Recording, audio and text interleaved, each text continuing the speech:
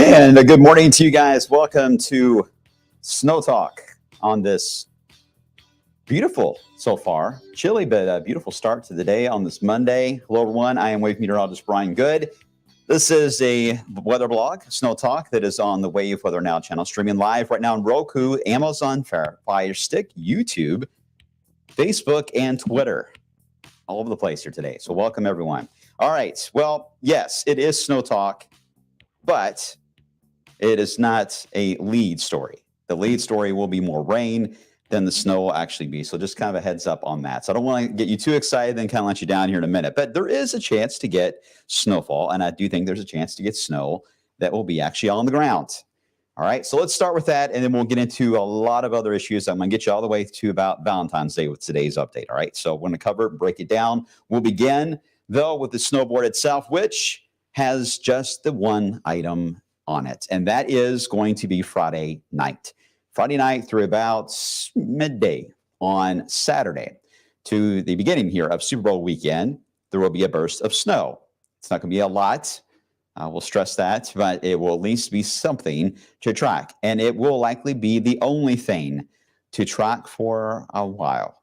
So we need to soak this one up the best that we possibly can, snow lovers. All right. Before we get into the snow setup, oh, wait a minute. We got a spammer. We got two spammers. Oh, my goodness. It's a Monday. I got to make that money, right? All right. Hold on one second. Let me get rid of the spammers. This takes just a second. I promise. I'll get it. I'll get it. I'll get it. I'll get it. I'll get it. Sorry, you got to go. Sorry, you got to go. Don't click on the links, everyone. Don't click on those links. Okay. I think I got everyone, right? Good. All right. Good morning, Angela. And is it Fronia? Did I say it right, Fronia?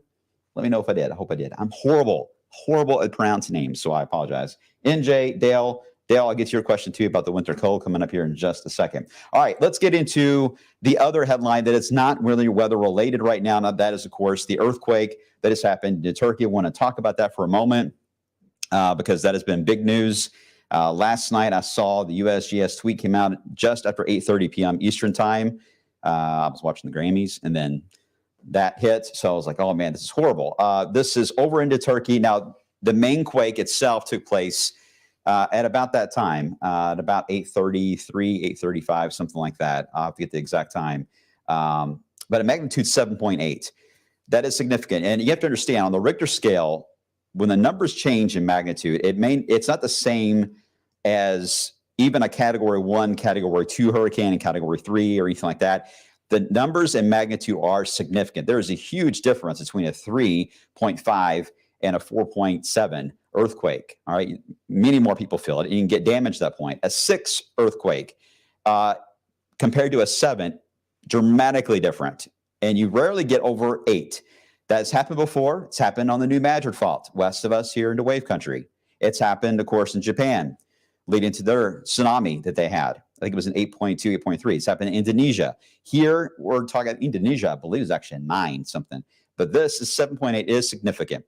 And that took place. But even since that 7.8 took place, in the last 24 hours, they've been hit again over and over with these aftershocks. There was a 6.7 about 15 minutes later last night. I think there's been even another one close to a 7 that took place this morning. But a lot of aftershocks. You can easily see where the fault line is all the way out to the sea. And this is a lateral plate, and there are different types. I don't know if you remember this from geology class and science class in school, but in tectonics, there are plates that have different, everything's floating, right? Every continent, landmass we got is floating on lava. So they're always moving around. We just don't, it happens so slow, we don't realize that. But it's whenever they're colliding together or sliding up against each other, different continents, you end up with earthquakes whenever they shift. And this one here is, in this part of the Middle East, is a lateral quake where they're going side by side, like passing each other in traffic, if you will, in opposite directions though.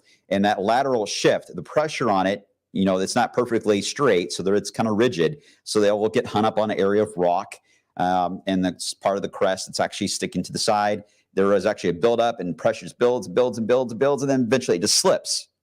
And it's when that slips like that to the side, you get more of an issue of a major earthquake, depending on how dramatic that jolt was. And that is quite dramatic. And we all know that it's been unreal. The damage reports coming in. I know the casualties have been climbing and climbing. So we'll have one of this coming up on midday. And of course, nightly news will tonight at 6:30. But at least update you guys on that. It's worth noting that even in Buffalo, they had a quake. Now, the quake here was about a 3.6, I believe, into Buffalo, New York.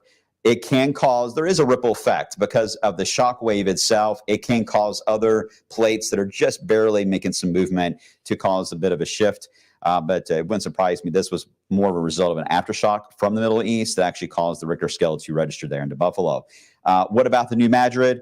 New Madrid is more of a slippage type of plate where one's going under, one's going on top. So it's more of this kind of move here, if I can do my hands right. And it's because of one sliding underneath the other one.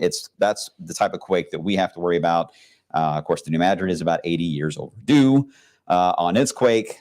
We all remember December 3rd, 1990. I remember that as a kid more than anything was Edmund Browning's prediction for a quake. The city went wild. Even my house, we tied down the water heater. We stored water like crazy. Mom made me go to TJ Middle School. So mom made me go to school that day. I was one of 6 students that showed up in my class. We just watched movies all day because we couldn't do a lesson. But nothing happened here, but there was a quake on the other side of the planet on December 3rd, 1990. But not a major one. All right. So anyway, our thoughts with our friends and family that are over there, because several of you, sorry, I didn't see the spammer. Several of you actually in the chat are from that area. And I really appreciate you guys reaching out to me. And so we have people watching all over the world, and that's good for you guys to be able to communicate with everyone, and to us here to keep us updated on what's going on. A lot easier than getting news reports. So keep us updated. If you're in chat now, be sure to just send a note about what you're experiencing. So we'll keep you updated on this, but I don't want to spend too much time on it, but at least want to acknowledge that we're thinking of everyone over there and what happened. Okay. All right. Weather-wise, Beautiful outside at the moment, a lot of sunshine. We do have cold numbers this morning, but that is not going to last. It's another day of a rapid warm up. We'll get back on track to basically like we were yesterday. Okay, so we got on track fairly quick, but we'll have more sun today to enjoy than what we had yesterday. 38 in Louisville now. We'll be able to climb later on for this afternoon. You can see just some cloud cover off to the north and east there, but it won't take long to get clouds back because we are going to get our next system moving in. Now, the way this is going to approach, I'm going to try to explain this. It will be a front that's up here now in the Midwest. This is a cold front. It will keep dropping down, dropping down, dropping down, and it'll stop somewhere here. It'll tilt and then become more horizontal, anywhere between I-64 and the Parkways. As that happens, low pressure is waiting for it here into Texas. It will move in and attach to the front. It'll take it and then pull it back north again as a warm front as we get into Wednesday night into Thursday. But we have to figure out when it pulls back north again, that's the warm sector. Anywhere south of it in this area, east of the low and south of the front, that's your warm sector. We've got to figure out how much into that zone do we get into before the front and the low move by, because that's where you're going to have any instability, any thunderstorm potential. So far, it appears that the way this is timing out, the front itself, when the low moves out and attaches to the front, it looks like it wants to attach more here in southeast Missouri or far western Kentucky. And by the time it attaches to the front, it's sitting over the state and lifts to the north. Well, we just don't have a very large window to be in the warm sector, which is good. That takes down the severe threat dramatically, but it doesn't take us away from the idea there's going to be quite a bit of rain. This is what we call a triple point, because you have another front that's moving through to the south. That is where you're going to get your heaviest of rain. It's right there at the core of the low. And that may, because it's so close to us now, may be one of the bigger issues is how heavy the rain will be. Still a lot of wind, but you cut down dramatically on the severe potential and you keep it more limited, more into the warm sector down here into the deep south. So for those of you that have been worried about severe weather, that's been the trend so far, more south, because the front connecting up to the front, hitching on like you would a U-Haul with a trailer, is going to track to the north and east a little closer to us. If that changes, we'll let you know, but we're fairly close to this event now, so we're fairly confident on that idea. Now, it's worth mentioning when the warm front does drop down tomorrow and settles in Kentucky while we wait for it to get hitched, there will be a band of rain with that. So tomorrow the rain chance will start. But again, the rain chance tomorrow is not the main system. The main system is when it attaches, then moves in. That looks to be Wednesday night into Thursday morning. Hopefully we'll get it out here in time for the morning commute, but it may be close. But here's what's interesting. As you're about to see it come through, there's going to be another one right on its heels. So here's our in-house model. I think it's doing a decent job. This afternoon, we will have some high clouds come back, but we still have a chance to get well into the 50s. But we're fine. No fronts in the area. We're good. You'll actually begin to see the front right there, the little band of rain. You see it drop down. Our in-house model at least has it close to I-64-ish at 4 tomorrow afternoon. It won't be done settling. It should settle just a little bit more here into the parkways. And there's a slight shifting there. And again, that's where your rain is going to be developing. Now, Wednesday morning, the low pressure is beginning to approach, wanting to attach the front and bring it to the north. And this, and I didn't put the pressures because I wanted to draw, this is where your low pressure is, right here near St. Louis. Here's your warm front now being pulled to the north. And here's your cold front to the south here near Jonesboro, where it's still 60, but about to fall. And this is where you get some rain, some thunder, but a lot of this is very heavy rainfall.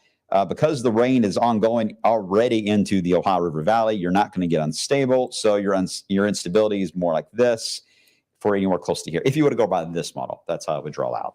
But everything's on track for that. But unfortunately, again, we're being so close to the low pressure in its track that the heaviest of rain is going to fall either side of it about, I would say, 80 miles either side of the L, the red L on the map when it moves through. That's your zone of heaviest rain that will graze at a southeast to northeast fashion. That'll be the trend for Wednesday night and Thursday. All right, does that make sense so far? Any questions on that system? Right now we're thinking maybe an inch or two. Certainly, it's the higher total is going to be west of 65. We're going to be in that zone where it grazes us. So if you're west of 65, you will likely end up, what is that, Michael? A Chinese weather balloon would help with the forecast. I don't know about that. I don't know. It's possible. I doubt it. All right. Everyone's good. All right. Angie remembers the 1990 event. I do too. Tiffany, I went to school that day as well. Okay. All right. So everyone's good. Everyone's good. All right. Everyone looks good. No problem. All right. Yes. Ashley, I know you all are always concerned about severe weather. Right now, as long as we're close to that low pressure, we should be in fine shape. Okay. So then what happens next? Well, we were talking last week about how the system moves by and there's one that dives in out of Canada and quickly wants to curl up. That's still the idea, but it's a lot faster. There's very little gap here between systems. Now, if you want a snow event, as I've mentioned before, these systems, when they shorten their duration and spatial coverage, you end up with a much more of a profile that can get you some winter weather if you got cold air available. Now, because our low that moves in Wednesday and Thursday does have colder air on the back side of it, it will work to help the next one that rolls in behind it, which will happen on Friday into Friday night. It moves across Ohio Valley quickly, Midwest, Great Lakes. Here we go. Starts to dig in rapidly as we into Friday morning. And then as we into Saturday morning, now this is about midnight. The low itself is right here. And again, it's piggybacking on the previous one. So it takes advantage of the flow already trying to come out of Canada. So it begins to drop down the cold air even more. Now, this is not Arctic air. So the only way in this scenario without Arctic air is we've got a low sun angle. It's still low enough. It's increasing, though. We're getting closer to spring, right, in just a few weeks here.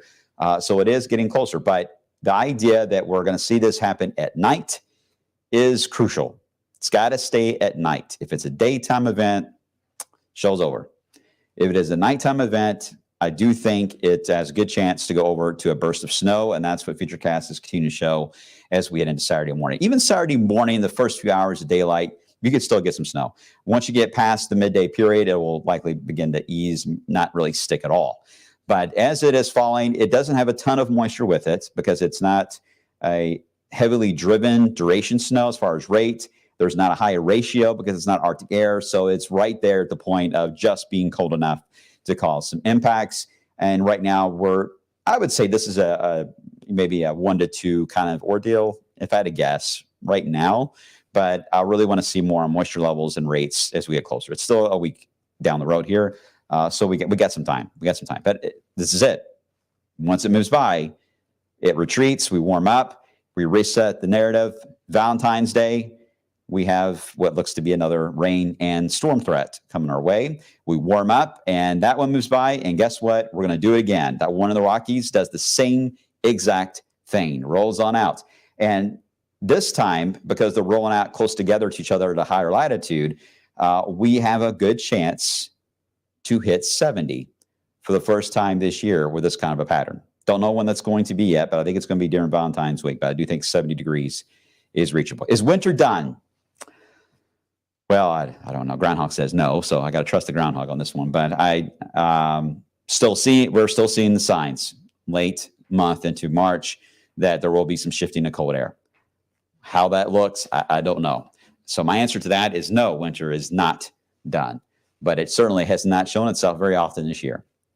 So this has been a very unusual event. It's been attacking. When it attacks, it's pretty brutal, right? I mean, it comes in and with force, with cold air over the country. It's had snow and ice over the place. It's been, leading headlines. There's no doubt. Wind chill values, 108 below zero in New Hampshire. I mean, it makes headlines. It's been attacking, but it doesn't have staying power. That's the headline this winter I've known so far, is staying power is limited.